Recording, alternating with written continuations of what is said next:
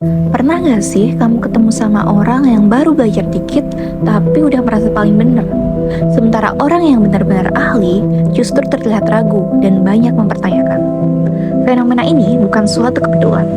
Dalam psikologi, ini dikenal sebagai Dunning-Kruger Effect.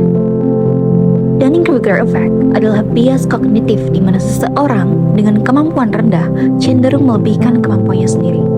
Sebaliknya, mereka yang memiliki kemampuan tinggi justru lebih sadar akan kompleksitas suatu hal sehingga terlihat kurang percaya diri.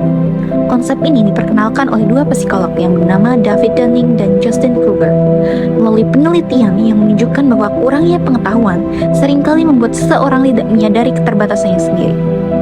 Secara ilmiah, fenomena ini terjadi karena adanya keterbatasan dalam metacognition, yakni kemampuan untuk menilai diri sendiri secara objektif.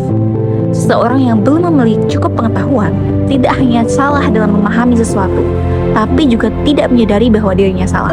Sebaliknya, individu yang lebih kompeten memahami kompleksitas suatu bidang, menyadari banyaknya hal yang belum mereka ketahui. Akibatnya, mereka menjadi lebih hati-hati dalam menilai diri sendiri. Bayangkan kamu baru belajar, berenang sekali, lalu kamu merasa, oh ini gampang. Lalu kamu yakin bisa berenang di laut. Sementara seorang perenang profesional justru tahu arus laut, kedalaman, dan resiko yang tidak terlihat. Yang satu merasa siap karena tidak tahu bahayanya, sedangkan yang satu lagi terlihat ragu karena dia tahu terlalu banyak. Dunning-Kruger Effect bisa muncul di banyak situasi, dalam pendidikan, dalam pekerjaan, dan dalam diskusi.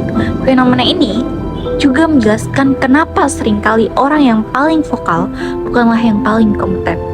Menariknya, solusi dari efek ini bukan sekedar lebih percaya diri, tapi justru sebaliknya, meningkatkan pengetahuan dan belajar untuk meragukan diri secara sehat. Karena semakin kamu belajar, semakin kamu sadar bahwa kamu tidak tahu apa-apa. Karena pada akhirnya, bukan seberapa yakin dirimu, tapi seberapa akurat kamu mengenal kemampuanmu.